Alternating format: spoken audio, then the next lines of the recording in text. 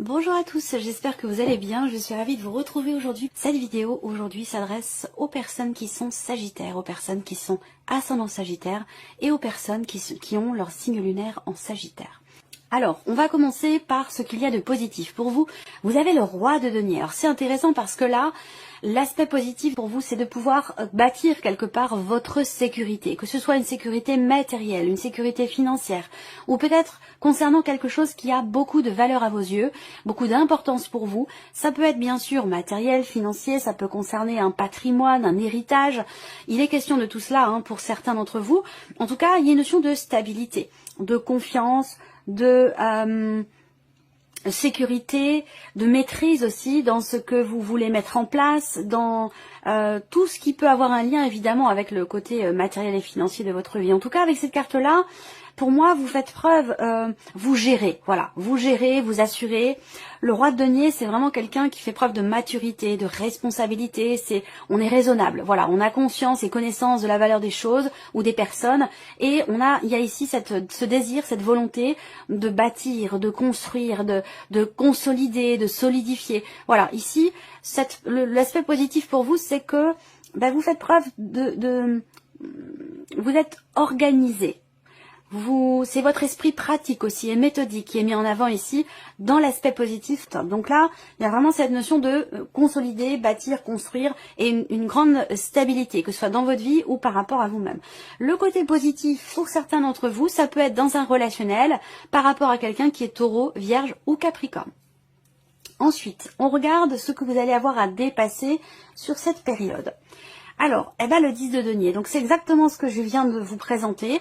On a ce côté pratique, méthodique, organisé dans tout ce qui est matériel et financier. Et là, dans ce qui est à dépasser, effectivement, c'est l'idée justement de pouvoir consolider. Donc, vous êtes totalement à même de pouvoir dépasser finalement ce qui est à dépasser avec le 10 de denier, puisqu'on est en totale corrélation ici entre ce qui est positif pour vous et ce que vous avez à dépasser. Donc là, le dépassement, c'est justement pouvoir finaliser quelque chose, pour pouvoir aller ou arriver au bout d'une situation, de ce que vous voulez construire en fait. Voilà. Donc vous êtes motivé, vous êtes déterminé, vous avez ici avec le roi de denier tout ce qu'il faut pour justement dépasser ici ce que vous avez à dépasser par rapport à la vie matérielle et financière ou par rapport à quelque chose qui a beaucoup de valeur à vos yeux. Voilà. Il y a peut-être des lenteurs, peut-être voilà des choses qui vont vous demander justement de faire preuve de pas de combativité mais de tenir bon pour pouvoir finaliser quelque chose, pour pouvoir aller au bout de quelque chose. Et vous êtes tout à fait à même de relever ce défi parce que le roi de denier, voilà, il a un but, il a un objectif, il sait ce qu'il veut bâtir, ce qu'il veut construire et il fait tout ce qu'il faut pour ça. En tout cas, il a la tête sur les épaules pour pouvoir relever quelque part ce défi. Donc c'est vraiment en corrélation. On regarde ce qui va vous porter pour vous les sagittaires.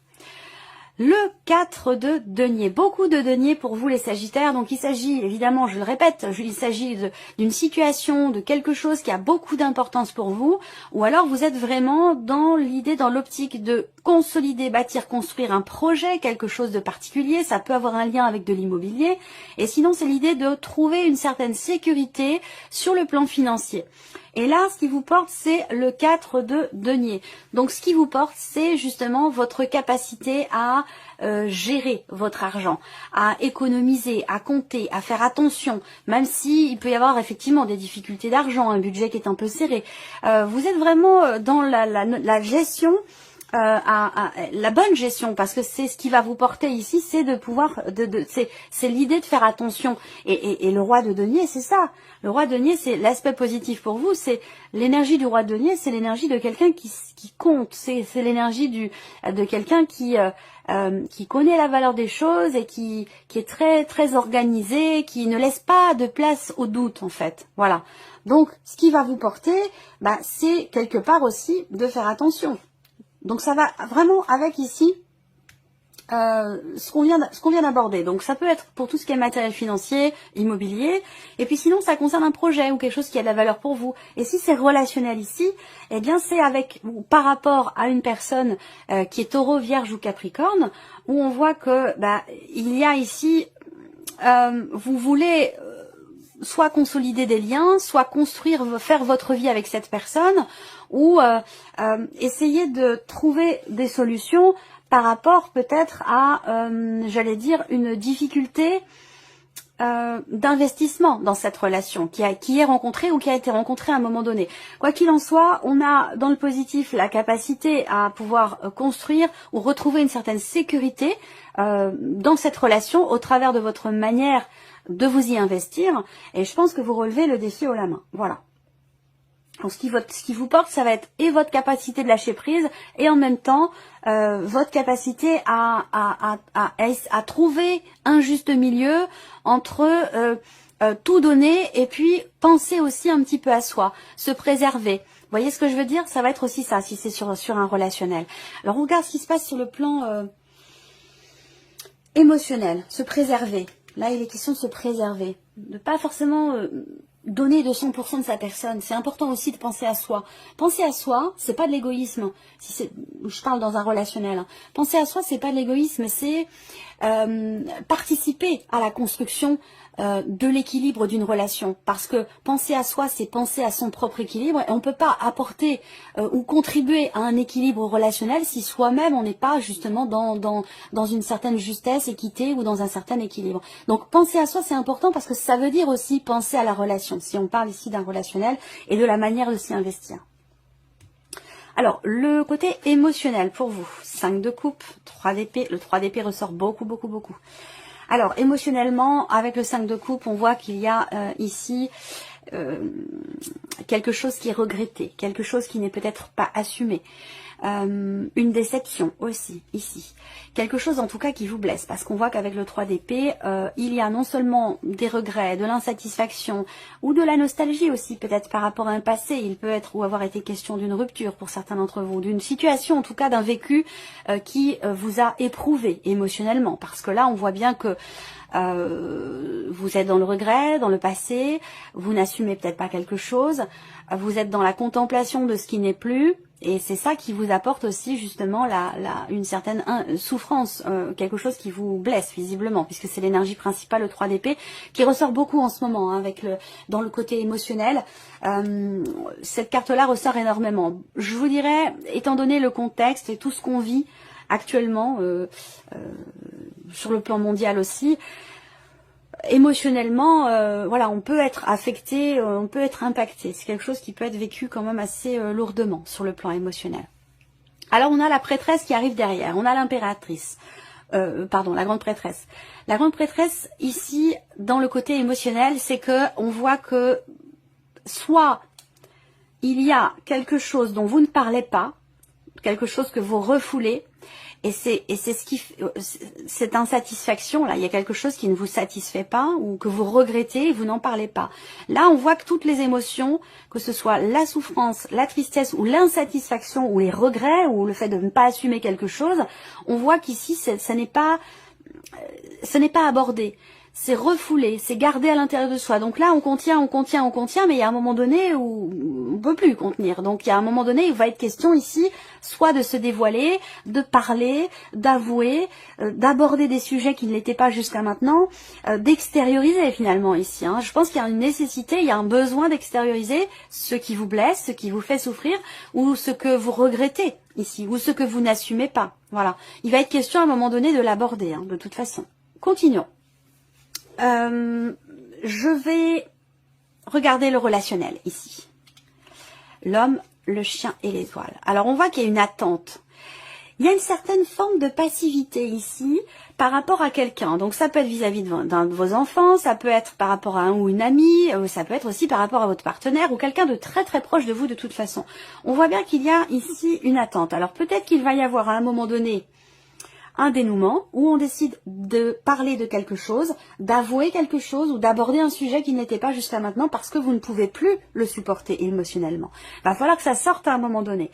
Peut-être que ça va être abordé par le biais d'une communication virtuelle parce que ce sera peut-être plus facile pour vous d'exprimer ces choses dans un premier temps par écrit plutôt que de vive voix. Voilà, peut-être que le sujet pourrait commencer à être abordé de cette manière-là.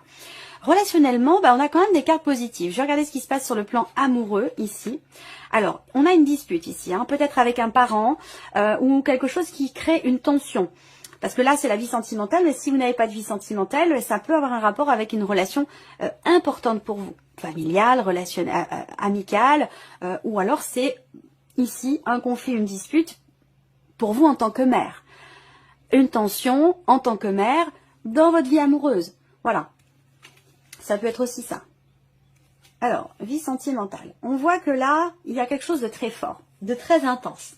Sur le plan charnel, pour certains d'entre vous, dans la vie amoureuse. Une grande intensité et une volonté d'investissement aussi dans la relation. Peut-être une volonté de construire, justement. Il y a un besoin de lâcher prise par rapport à ça. Faire attention de ne pas vouloir à tout prix vous accrocher à quelque chose ou à quelqu'un parce que ça pourrait le faire fuir dans une certaine mesure. Là, on voit que la vie sentimentale, on a un épanouissement ici, sur le plan charnel.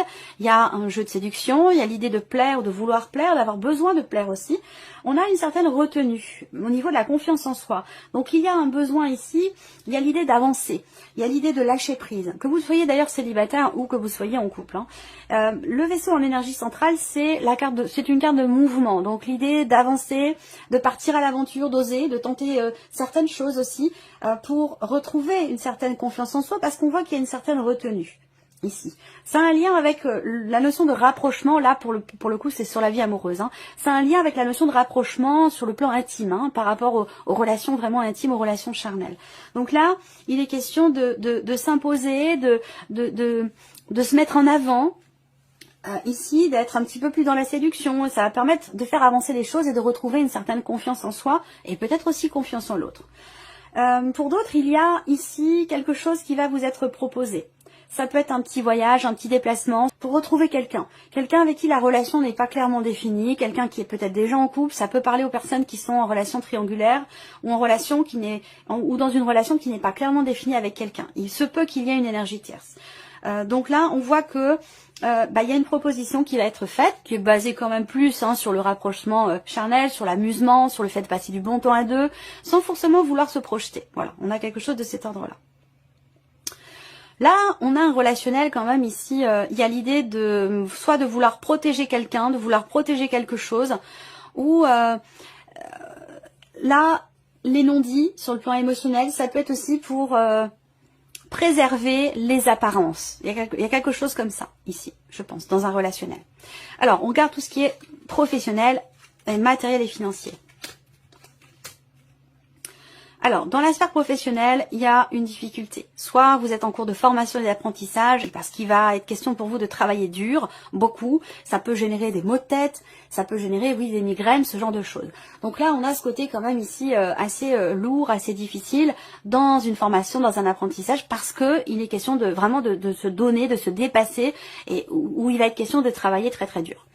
Pour d'autres, ici, il y a une recherche d'emploi, il y a beaucoup de démarches qui sont entreprises et ça crée des prises de tête ici. Alors, peut-être dans un relationnel ou des prises de tête, il peut être question de conflit intérieur ici parce qu'on voit que vous cherchez, il y a une notion de répétition dans les démarches, dans la notion de recherche et que avec le mot, il y a quelque chose qui bloque. Voilà, il y a quelque chose qui bloque et qui fait que les recherches ici sont pas forcément... j'allais dire fructueuse. Voilà, le mot c'est la notion de blocage, la notion de retard dans une démarche de recherche ou peut-être aussi dans le travail. Là, qu'est-ce que je peux voir d'autre? Ouais, voilà. Sur tout ce qui est financier et matériel ici, on a un contrat, on a un engagement, quelque chose qui est signé. Ici, il y a des papiers, des formulaires. On a une réjouissance ici dans le fait de conclure quelque chose, de signer quelque chose, de s'engager à quelque chose. Là, peut-être aussi matériel et financier, ça peut être simplement un cadeau que vous offrez, un cadeau que vous faites. Alors, ça peut aussi être un cadeau que l'on vous fait ici. Donc, ça peut être un bijou, c'est quelque chose de très joli. J'ai vraiment quelque chose de très de précieux et d'extrêmement beau. Voilà, on a la notion de beauté ici. Donc là, alors peut-être que vous allez aussi vous offrir à vous-même quelque chose, que vous allez le recevoir par la poste, voyez, dans votre boîte aux lettres. Ça peut aussi être ça. Mais en tout cas, voilà, il y a une notion de plaisir ici, de surprise, d'inattendu, l'idée d'un cadeau qui peut être fait, une date importante ici, qui fait qu'on fête quelque chose, un événement particulier, et puis il y a un cadeau qui est offert. Pour d'autres, matériel financier, il y a une réussite, effectivement, une réussite qui se confirme.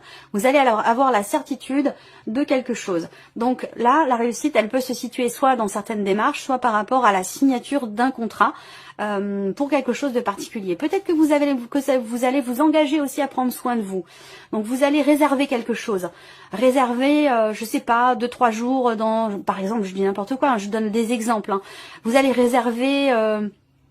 faire une réservation pour 2-3 jours en thalasso, pour un soin énergétique, pour voilà. L'idée de prendre soin de soi. Il y a une réservation qui est faite, que vous faites ici pour prendre soin de soi. Alors peut-être que c'est quelque chose que l'on va vous offrir ou que vous allez décider de vous offrir à vous-même tout simplement. Voilà. Allez, on termine avec un message, un conseil ou un petit clin d'œil pour vous, amis Sagittaires.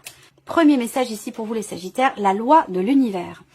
La force de vos pensées crée votre réalité et votre futur. La force de vos pensées crée votre réalité et votre futur. Deuxième message pour vous, amis Sagittaires, le moi intime. Votre enfant intérieur traduit vos émotions profondes. Votre enfant intérieur traduit vos émotions profondes. À méditer. Et la carte collaborer qui est déjà sortie pour un autre signe. De nouveaux contacts vont vous aider à évoluer sur votre chemin. Voilà pour vous, amis Sagittaires. Je vous remercie de votre présence, de votre fidélité. Je vous remercie de votre écoute, tout simplement. Et je vous dis à très bientôt pour les prochaines vidéos. Au revoir.